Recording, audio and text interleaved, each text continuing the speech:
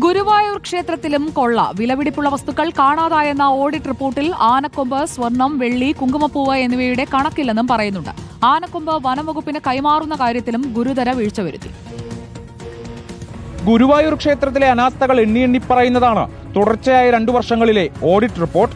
ആനക്കൊമ്പ്, സ്വർണം, വെള്ളി എന്നിവയുടെ കണക്കില്ലെന്നതാണ് റിപ്പോർട്ടിലെ പ്രധാന പരാമർശം.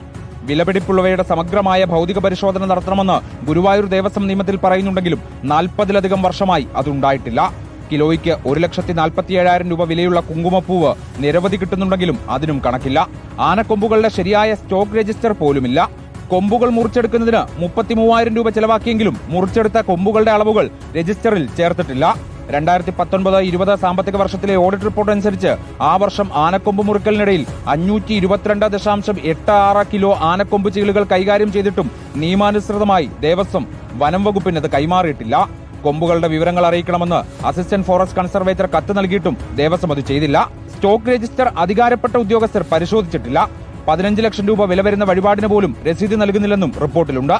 2019-20 ഓഡിറ്റിൽ ഭക്തർ സമർപ്പിച്ച 17 ചാക്ക് മഞ്ചാടിക്കുരു കാണാതായതും റിപ്പോർട്ടിലുണ്ട്. 19-20, 2020-21 വർഷങ്ങളിലെ ഓഡിറ്റ് റിപ്പോർട്ടിലാണ് ഞെട്ടിക്കുന്ന വിവരങ്ങളുള്ളത്. റിപ്പോർട്ടർ, തിരുവനന്തപുരം.